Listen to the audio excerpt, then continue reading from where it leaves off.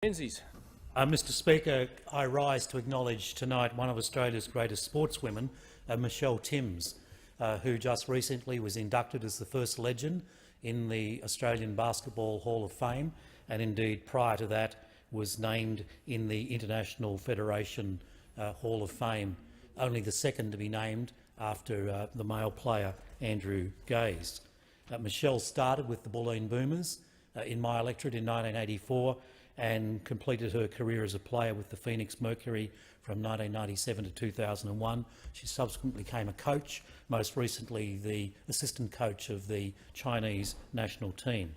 She made 264 appearances for the Australian national team. She participated in 4 World Championships and 3 Olympic Games, winning a silver and a bronze medal, and she's just returned to Bulleen, where indeed her daughter is now playing basketball and hoping to emulate her mother.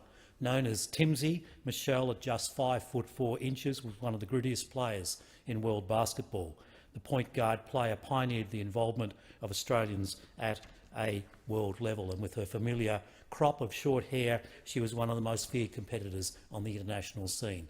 Let's pay tribute to Michele Timms for her wonderful career.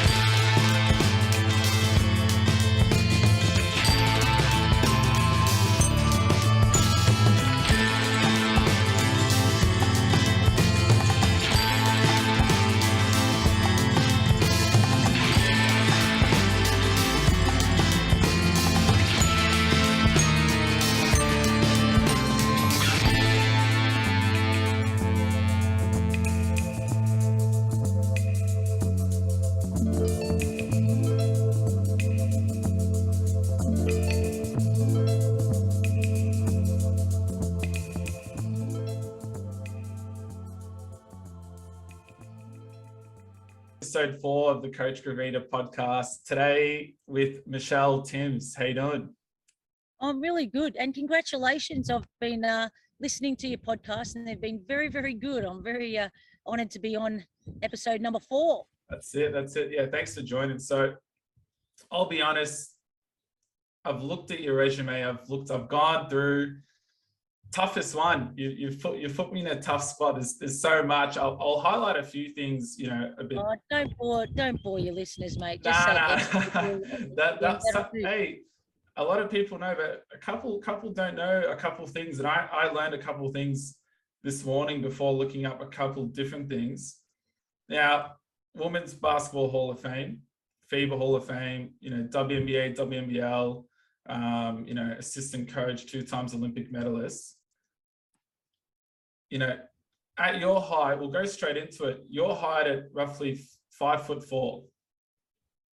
5'6", mate. Come on, it said online 5'4", but 5'6". No, 165 centimeters. Thanks. I think you were looking at Christy Harrower. Oh, wrong person. We'll go 5'6". 5'6", and I was looking up the average height of a WNBA player, and it said roughly 5'11" to 6 foot.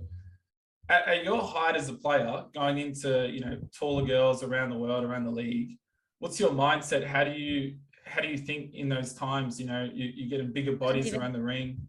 Yeah, it doesn't even enter my my mind at all. Like, the height was I never worried about it, never thought about it. Yeah. If I look back on my career and think about it now, I see it as it was always an advantage, Yeah. And because of the way I was coached by Tom Ma, he always taught us to play every position. So I felt at home, back to basket, posting up other guards, defending bigger players, tricking the defense into thinking that the post player had an open lane, then being able to slash arm and come up with the steal. And because I worked so much in the gym, I was always one of the strongest in the opals, or strongest in the club team. So I was able to push people around, and I had good technique. Like, I was really taught to get in nice and low and wide and use that arm bar and know the place of where the players aren't so balanced, and I'd target that area. But no, I never. I mean, I knew everyone who used to always say, "Oh, she's so small," but it's like I never thought about it. Never entered my mind state. So you went from being coached by Tom Maher to coaching with him. Talk a bit about that relationship with him, and more about how you can develop those relationships over time. And I know you coached me during NITP, under 12s, under 14s. I don't know if you remember that. And now, nice early mornings they were. Yeah, and now I'm coaching alongside you at the academy. Like, what's that feel like for you? Being coached by someone, now coaching with them. Yeah, well, it's been a natural progression for Tom and I, and one that I'm deeply. I feel really fortunate to have been able to have him as my mentor and learn so much off him. And as a player, I guess we had this love-hate relationship as a player coach, and we laugh about it now, but I was probably one of his whipping boys when we played, so I'd bear the brunt of a lot of his frustrations, or we joke about it, but somebody else would make a mistake and it was my fault, and I was like, what the heck. So especially towards the end of my career, we had a real respect, but a love-hate thing. But I think he knew what buttons to press, and that really it just got me going. It got, not that I needed much motivation, but it really made me more intense and more focused. And so he understood, as he did so well, his personnel. And I think that's part of being a good player, is understanding that everyone's different and knowing what buttons to press to get the best out of them. But and then nowadays, to turn around and employ Tom at the academy, I feel so lucky to have,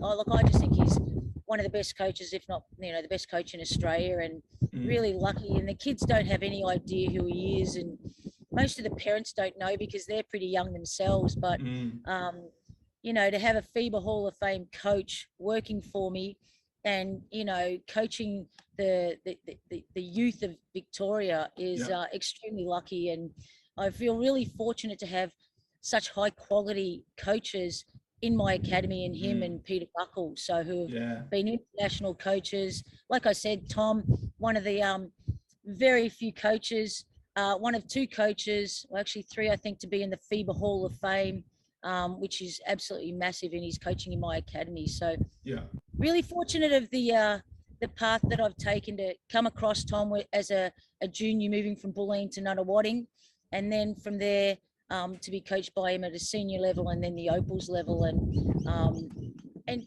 I had a lot of coaches in my time, and they all influenced me, but none more so than Tom Maher.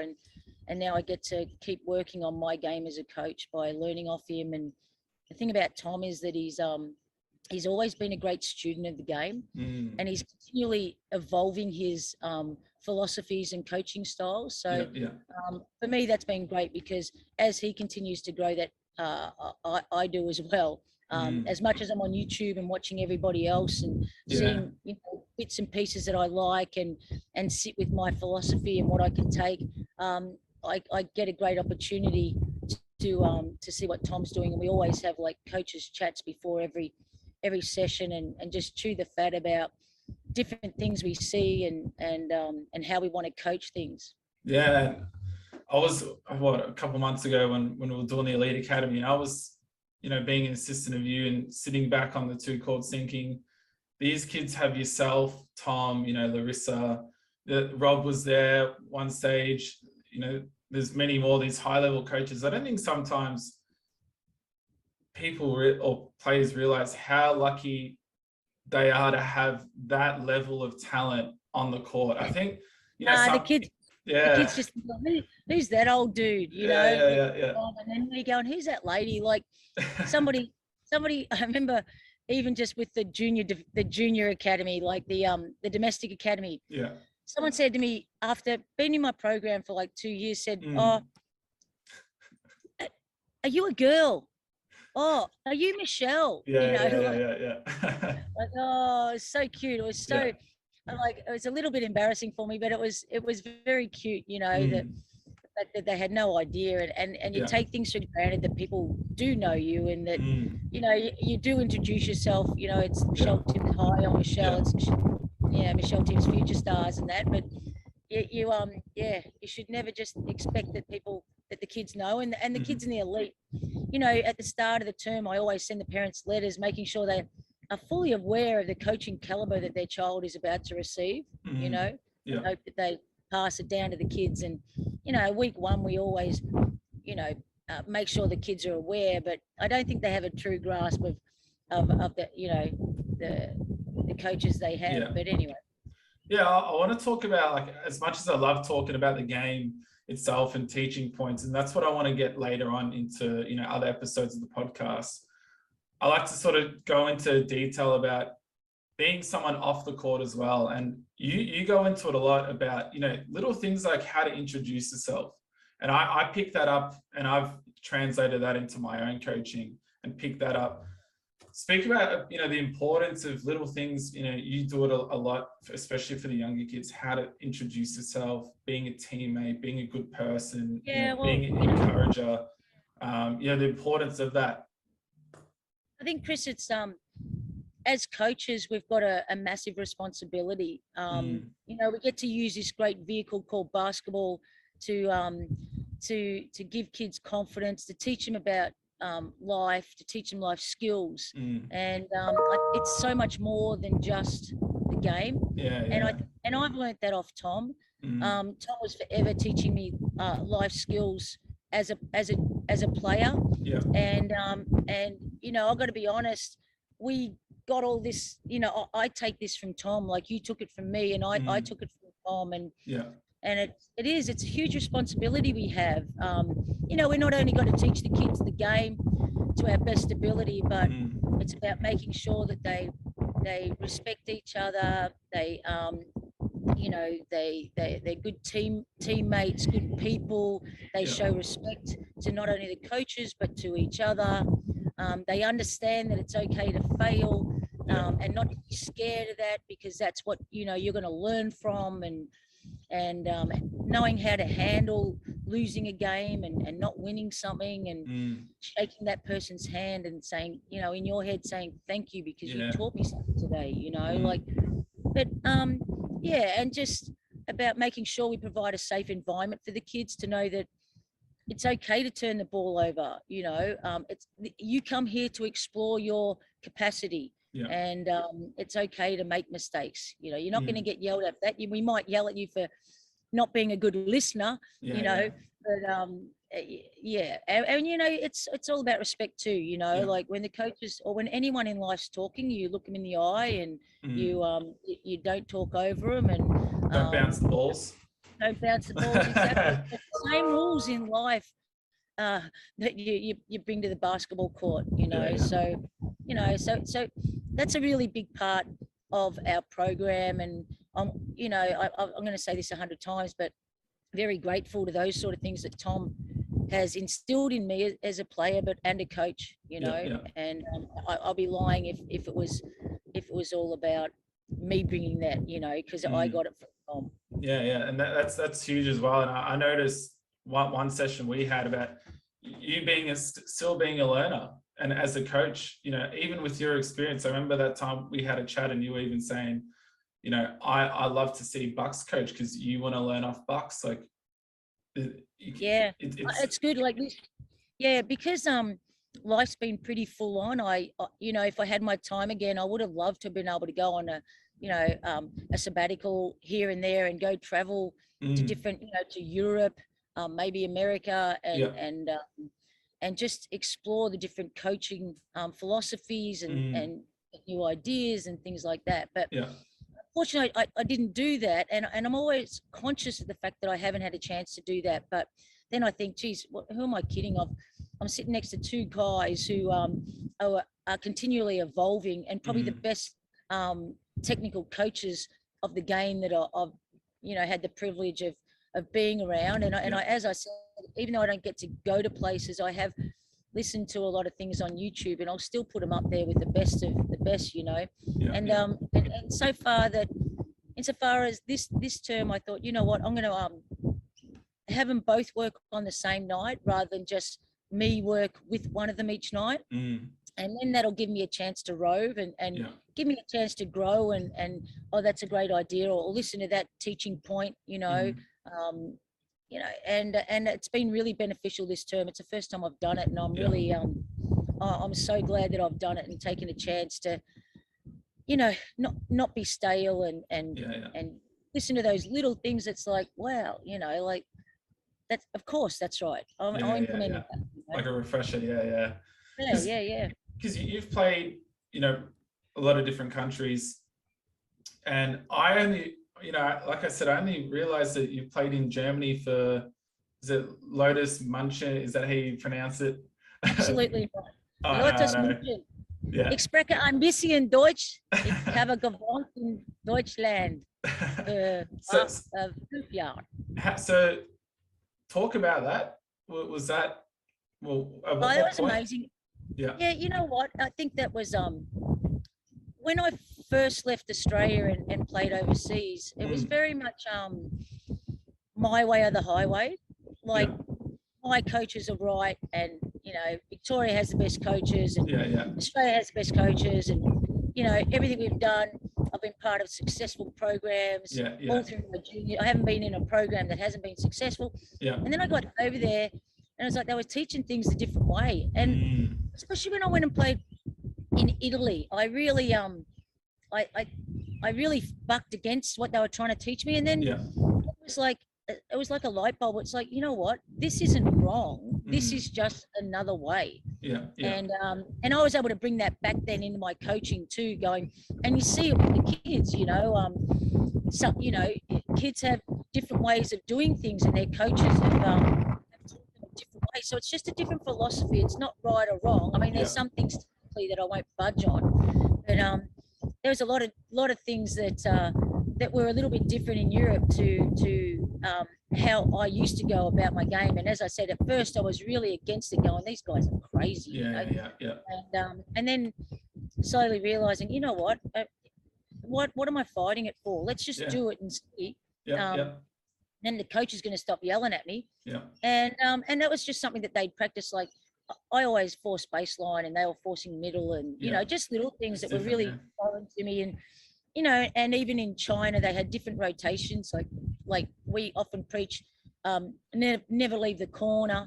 You know, if you're on the help and the man's driving your side, all you should do is hedge and lock up that corner position, and the help's going to come from the low split. Well, they you know, they help from the corner, so they leave the corner man, and the ball switches to the corner man. Help's not, the help is on the split, but it's not the switching position. You know, it's not. So the help, it's very different. It was very different. And if you're doing that for how many years, you know, staying with your guy, and then now you've got to adjust to help, like that must have been. that was really it was crazy, but because it was their way of doing it, they had it down. You know, they had it down so perfectly. You know, so I couldn't exactly. I mean, I could sit there and say, but watching them do it, they never got caught out, you know, because that's the way they grew up with rotating. Now, this is a bit random, but I'm interested, when you went to China, how did you know the language prior? Like, did you learn it along the way? No, gosh, no, I didn't know anything. I didn't even know how to say hello, but that was, I think, it goes down as one of my most memorable and wonderful experience of my life. You know, it was just fantastic being in a culture that's so different to your own. And I just really just wrapped my arms around everything I could over there. You know, it was just fantastic, from the coaching and that, but just the life experience and the culture was what I loved, you know, just as much as the coaching and the opportunity to be a full-time assistant coach with, which, you know what, there's not many. I think they're like the last bastion, the Chinese. I think, you know, there's not too many countries that still have national teams that train full-time. And so I was really lucky to be an assistant coach who got to do a job that I absolutely love on a Yeah. full-time basis, you know. Yeah. So China was amazing. I spoke not a lick, tried my hardest, but it's all about the tone. Like you say the one word and four different ways. Like if you say ma, ma, ma, Yeah. you know, like there's four different tones, and Yeah. I'm I've deaf heard, anyway, and I've I heard, couldn't hear it. I couldn't understand a word, so I yeah. struggled with it, but gave it a best shot. And my daughter came over with me, and she speaks virtually fluent Mandarin now. And every time I go to open my mouth, because I love talking it, because we have a lot of Chinese kids that come to the academy, and Yeah. I love trying to like Trancho, Jayo, Wadia, and Yeah. Yeah. and my daughter just shakes her head, going, "Mum, you're just embarrassing." But, you know, I love trying to talk it, Yeah. speak it. But getting back to the thing, I had a translator, Oh, okay. and a funny story, like just he's one of my best mates now. Lulu is his name. Yeah. But when I first met him, he came across as though he could understand a lot of English. But, you know, when they get taught American English, it's very different to Australian English, and the accent's a little tricky for him. And I never forget one time we were on the court, and I'm head coach of this under 16 national program for him during my off season. And I told the girls, because over there they because they train so much, 6 hours a day, and they get very like mothered a little bit, you know, like whereas in Australia, it's a big thing. They've got to organize themselves. We make, you know, that leaders, they can show leadership. Anyway, I said, oh, forget it. We're gonna make these guys leaders and being able to make their own decisions, you know. And so I said, right, Lulu, tell them to form 4 lines of 2 on the baseline, or you know, 4 lines of 3 on the baseline. And I said, tell the coaches they're not to help. And as he started yelling out something in Chinese, I turned my back, because I didn't want to watch it. I just wanted to be able to turn around and see that they were in the 4 groups on the baseline, you know. Anyway, I give him about 15 seconds to do this. I turn around and there's no one on the baseline. I'm like, what the heck? They're all over getting a drink, you know. I said, you know, Lulu, what the hell? What's going on? He goes, oh, Timsy, you said tell them to go get a drink. And I said, no, I didn't. By the way, that Chinese accent was terrible. But I said, no, I said, get them on the baseline, you know, in 4 lines, for God's sake. Anyway, we got to know each other really well. And as I said, he's one of my best mates now. And we've had some funny times. And in the end, he learned a lot of Australian English, and I learned a little bit more Mandarin. So it worked well in the end. Yeah, that's crazy. Oh, yeah, relationships in basketball come back, you know. So it's always long term. We'll touch on lastly the academy. So I remember the first time Matt Paps gave me a message on Facebook. I think it was 3:10 on a Friday, and he goes, "Hey mate, do you want to come down at 4 to help out with a session with Michele?" I said, "Yeah, like, you know, I'm only up the road." And I head down, you know, in whatever clothes I was wearing. It wasn't the, you know, we didn't have the uniform back then. And, you know, I remember there was 10 or so kids, maybe 10-ish on the sidelines, and, you know, we're running through whatever. And, you know, you're asking me, what do you reckon, this and that? And, you know, we're going through the plan of this, and starting off with 10 kids. And now I'm not sure, I'm assuming it's, you know, you've got 100 plus 150, whatever the number is registered.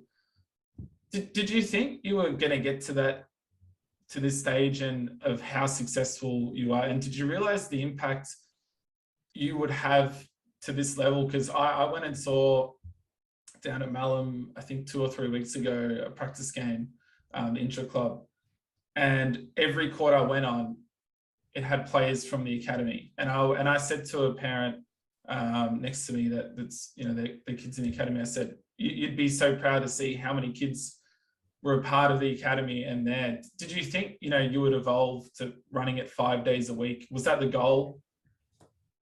The goal was to, no,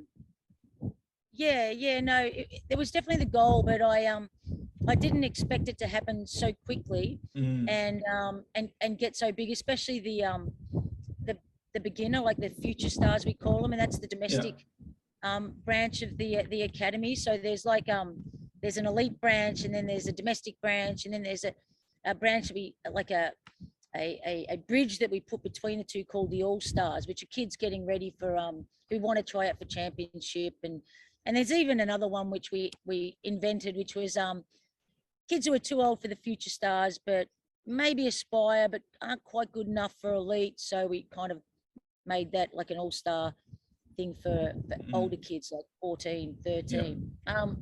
But the junior domestics just crazy. I love every part of the academy, and but that part, the future stars, which are the beginners up to 11-year-olds, has just grown tremendously. Like 150 kids now, and we run over 4 courts on one night, 3 courts on the other for 2 hours, and it's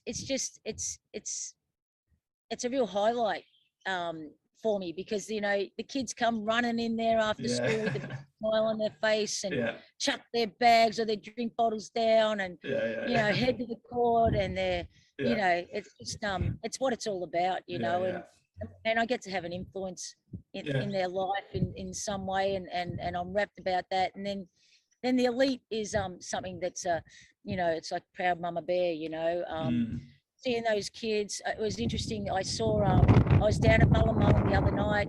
It was late, and I happened to watch under 16 bullying into squad game, and then an under 18 into squad game, and on both courts with the boys and girls. And I sat back and I was like, wow, this is fantastic. I'm really proud.